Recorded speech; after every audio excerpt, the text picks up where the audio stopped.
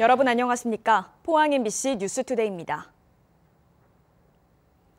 오늘 아침도 예년 기온을 밑도는 추위가 계속됩니다. 추위 속 울릉도와 독도에는 많은 눈이 예보됐는데요.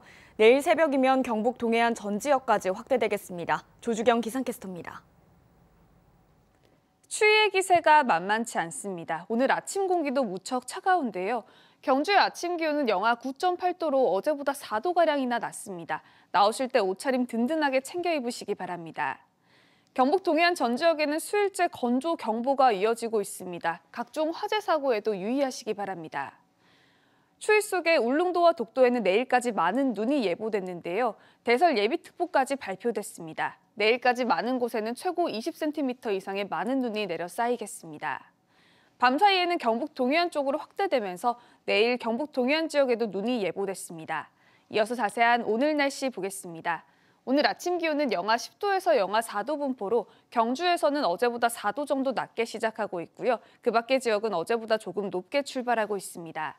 한낮 기온은 6도에서 7도까지 오르면서 낮 기온은 어제보다 4도 정도 높겠습니다.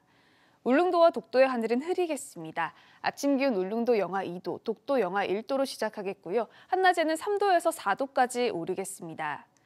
동해의 먼바다를 중심으로는 풍랑특보가 발효 중인데요. 오늘 오후면 동해 전해상으로 확대되겠습니다. 바다의 물결은 전해상에서 최고 4m까지 높게 일겠습니다. 내일 새벽부터 우리 지역에는 많은 눈이 예보됐습니다. 예상되는 적설량은 1에서 10cm고요. 오전까지 내리다가 그칠 예정입니다. 이번 추위는 금요일 낮부터 풀리면서 주말 사이에는 영상권을 회복하겠습니다. 날씨였습니다. 어제 포항과 경주에서 코로나19 확진자가 무려 90명 발생했습니다. 특히 포항에서는 이틀 사이 확진자가 100명을 넘겼는데요. 지역을 가리지 않고 올 들어 가장 많은 확진자가 발생하고 있는 데다가 집단 감염도 나타나 방역당국이 크게 긴장하고 있습니다. 장미쁨 기자가 보도합니다. 포항시 북구의 한 체육관. 이곳과 관련해 지난 16일부터 사흘간 모두 52명의 확진자가 발생했습니다. 체육관 수강생과 종사자 등이 32명, 이들과 관련된 N차 감염으로 20명이 확진 판정을 받았습니다. 또 지역의 한 식당에서 열린 모임과 관련해 지난 17일부터 이틀간 20명이 확진된 것으로 나타났습니다. 백신 접종에서 제외되는 학생들이 이용하는 체육시설, 아동시설 등과 관련된 시설, 방학을 맞아 고향을 찾은 대학생 등 소규모 감염이 지속 발생하고 있고 경주의 한 체육학원과 관련해서도 지난 17일부터 이틀간 19명이 확진됐습니다. 또 치매 안심센터 등에서 일하는 공무원 2명이 확진됐는데 확진된 초등생의 가족으로 자녀를 통해 감염된 것으로 추정됩니다. 학교에 있는 어린이들이 방과 후 수업이라든가 태권도 학원이라든지 이런 체육시설에 가잖아요. 학생들이 나오게 되면은 가족들 이러다 보니까 좀 오늘 많이 나왔습니다. 경주의 요양병원에서도 5명이 추가 확진돼 집단 감염 추가 발생 우려도 여전히 높습니다. 경북 지역의 오미크론 변이 누적 확진자는 167명으로 늘어나 확진자 2명 가운데 1명꼴입니다. 방역당국은 이번 주말이면 오미크론 변이가 신규 확진자의 50%를 넘어설 것으로 보고 있습니다. 지난 일주간 호남권, 경북권 등은 높은 수준으로 오미크론 변이의 지역 전파가 급속도로 진행되고 있고 최근 집단 감염 사례도 다수 발생하고 있습니다. 포항시는 설 연휴가 지나면 지역에서 오미크론 변이가 우세종이 될 것으로 보고 재택치료 의료기관을 확대하는 등 대비에 나섰습니다. MBC 뉴스 장미쁨입니다. 지난주 경주 아파트 공사 현장에서 건설기계인 45m 길이의 항타기가 넘어져 큰 피해를 입은 사고 전해드렸습니다. 이런 항타기 사고는 자주 발생하지만 관련한 안전규정조차 없다고 하는데요. 안전보다 작업 효율을 중요시하는 관행이 만연할 수밖에 없다는 게 전문가들의 지적입니다. 배현정 기자가 취재했습니다. 경주의 한 아파트 신축 현장. 대형 건설 장비인 항타기가 옆으로 넘어가면서 건물과 차량 등을 덮쳐 큰 피해가 발생했습니다. 항타기의 몸통 부분인 리더의 길이가 지나치게 길어 기울기에 대한 안정성이 확보되지 못한 겁니다. 항타기는 지반을 강화하기 위해 리더를 이용해 긴 철제를 땅에 박는 건설 장비입니다. 문제는 우리나라 공사업체 대부분이 리더 길이를 최대치인 45m까지 높여 사용한다는 겁니다. 리더 길이가 길어질수록 작업을 빨리 할 수 있지만 항타기에 걸리는 하중이 커져 전도될 가능성이 높아집니다. 그 리더 길이에 따라서 무게도 상당 부분 증가됐다고 볼 수 있습니다. 2도 안쪽이 되어도 그 약간의 무게 중심이 무너지면 전도될 수 있다고 볼 수 있습니다. 더욱이 우리나라는 항타기와 관련한 안전 규정조차 마련돼 있지 않아 위험한 작업 관행이 반복되고 있습니다. 반대로 일본의 경우 항타기의 안전 각도를 법으로 명시해뒀습니다. 리더를 5도까지 기울여도 전도되지 않는 전후 및 좌우의 안정도를 가질 수 있도록 규제하고 있습니다. 근데 한국에서는 그런 법이 없기 때문에 리더 길이를 무한정 높여놓은 겁니다. 이게 리더 길이도 더 높아져서 안전하고 굉장히 직결되는 문제를 한국에서는 과시하고 있는 그런 실정입니다. 전문가들은 결국 작업을 빨리 해 비용을 줄이려는 업체들의 관행이 항타기 사고의 큰 원인이라고 지적합니다. 리더 길이 자체를 높여서 빠른 시공을 하려고 하고 그걸 통해서 이제 인건비를 절감하고자 하는 상황에서 빚어진 사고라고 볼 수 있을 것 같고요. 최근 5년간 우리나라에서는 항타기 사고로 인해 매년 4명가량씩 목숨을 잃었습니다. MBC 뉴스 배현정입니다. 일본 외무상의 독도 망언과 관련해 이철우 경북도지사는 규탄 성명을 내고 9년째 계속되는 근거 없는 독도 영유권 주장과 역사 왜곡을 강력하게 경고했습니다. 하야시 요시마사 일본 외무상은 그제 시작된 정기국회 외교연설에서 역사적 사실에 비춰봐도 국제법상으로도 독도는 일본 고유 영토라고 주장했습니다. 일본 외무상의 외교연설에서 독도 영토 주장은 2014년 이후 9년째 계속 나오고 있습니다. 포항시가 부동산 불법 거래 수십여 건을 적발해 경찰에 수사를 의뢰했습니다. 포항시는 지난해 11월부터 2달여간 58건의 부동산법 위반 행위를 적발하고 500건의 실거래 위반 의심 사례도 추가로 조사하고 있다고 밝혔습니다. 또 법정료율 이상 보수를 받은 공인중개사 등 공인중개사법을 위반한 17건에 대해서는 경찰에 수사를 의뢰하고 30일 이내 신고 규정을 어긴 부동산 거래 신고법 위반 41건도 적발해 과태료를 부과했습니다. 경상북도가 산업단지와 공장지역 251개 지점을 대상으로 토양오염 실태조사를 진행한 결과 두 곳에서 기준치를 초과했습니다. 영덕의 폐기물 처리와 재활용 관련 지역 1개 지점은 비소가 표토와 심토에서 모두 기준을 초과했고 김천의 원광석과 고철 사용 지역에선 석유계 총탄화수소가 기준치를 초과했습니다. 두 곳은 사업자가 정밀조사를 진행해 토양을 정화하거나 복원하도록 행정조치를 했습니다. 경상북도는 27개 지점에서 아연과 비소, 불소 등 중금속과 석유계 총탄화수소가 토양오염 우려 기준의 40%에서 70%를 초과해 정확한 오염 현황 파악을 위해 올해 토양 실태를 재조사하기로 했습니다. 신세계 이마트는 국내 마트 업계 매출 1위인 대기업입니다. 그런데 정작 이곳에서 일하는 계산원과 판매원들은 고된 근로 여건에도 불구하고 최저임금 수준의 급여를 받고 있는데요. 이마저도 잘못된 임금 구조 때문에 불이익이 크다며 노조가 시위에 나섰습니다. 손은민 기자입니다. 7년차 이마트 판매원의 임금 명세서입니다.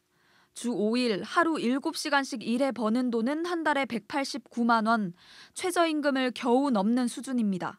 이 중 기본급은 고작 92만 원이고 대신 각종 수당이 급여의 절반을 차지합니다. 이마트 계산원과 판매원들은 기본급을 최저임금 수준으로 올리라고 요구하며 시위에 나섰습니다. 우리는 20년, 30년을 근무하여도 기본급이 92만 원입니다. 이마트는 비정상적인 임금 체계를 많은 여성 노동자에게 적용시키고 있습니다. 기본급은 명절 상여금과 병가, 휴직급여 등의 기준이 됩니다. 사원들에게 줄 돈을 최소화하기 위해서 기본급을 최대한 낮추고 온갖 수당을 붙여 통상임금을 최저임금에 맞췄다는 겁니다. 연봉 계약서와 함께 동의를 받는 방식으로 근무자들에게 연장, 야간, 휴일 근로를 강제하고 있다고도 주장했습니다. 연봉 협상서 맨 아래 칸에 저희도 모르게 그 항목이 추가돼서 계속 저희도 모르고 그것을 서명하고 동의하에 이루어졌었는데 이마트 측은 야간 휴일 근로는 마트 업무 특성상 근무자들이 입사 때부터 인지하고 있는 사항이며 급여 역시 업계 최고 수준이라는 입장입니다. 민주노총 전국마트노조는 기형적인 임금 체계 개선 등의 요구가 받아들여질 때까지 계속 시위를 이어갈 계획이어서 노사 갈등이 장기화될 것으로 보입니다. MBC 뉴스 손은민입니다. 민주노총 학교 비정규직노조 경북지부는 어제 포항교육지원청 앞에서 기자회견을 열고 급식실 폭발 사고 대책 마련을 촉구했습니다. 노조는 지난 3일 포항의 한 초등학교 급식실에서 발생한 폭발 사고로 인해 노동자 3명이 화상을 입고 치료를 받고 있지만 이들에 대한 피해 대책은 전혀 마련되지 않았다고 비판했습니다. 노조는 노동자 3명 모두 사실상 자비로 치료를 받고 있어 어려움을 호소하는 상황이라며 이번 일이 명백한 산재인 만큼 교육청의 책임 있는 조치가 시급하다고 주장했습니다.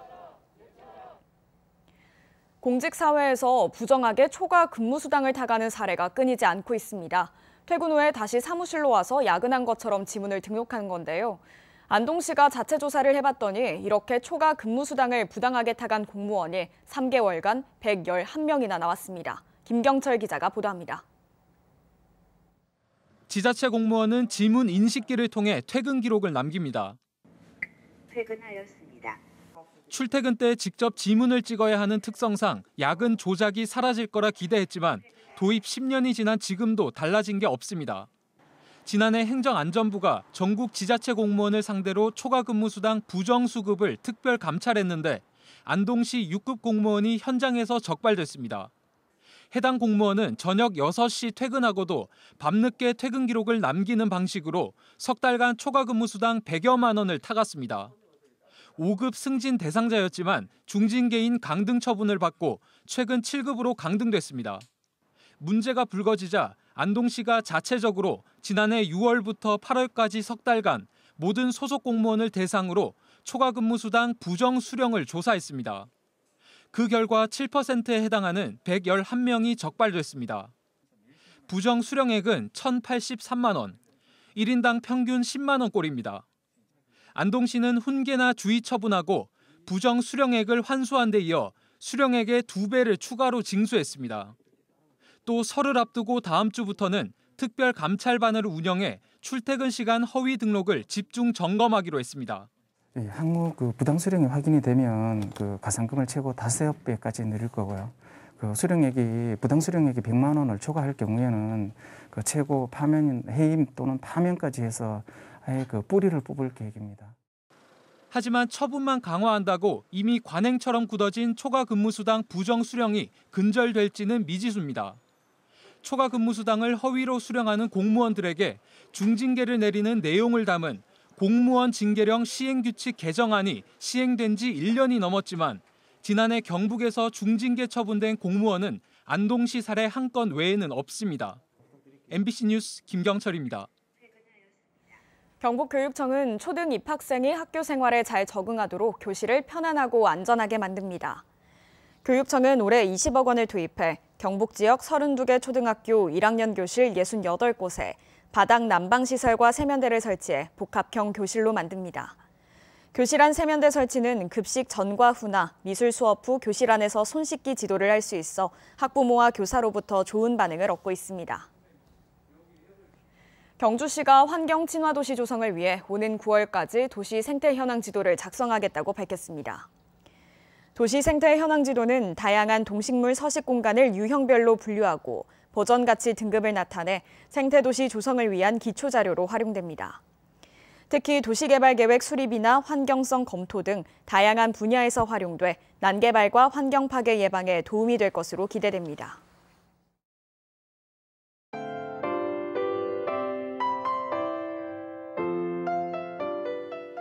추위의 기세가 만만치 않습니다. 오늘 아침 공기도 무척 차가운데요. 경주의 아침 기온은 영하 9.8도로 어제보다 4도가량이나 낮습니다. 나오실 때 옷차림 든든하게 챙겨 입으시기 바랍니다.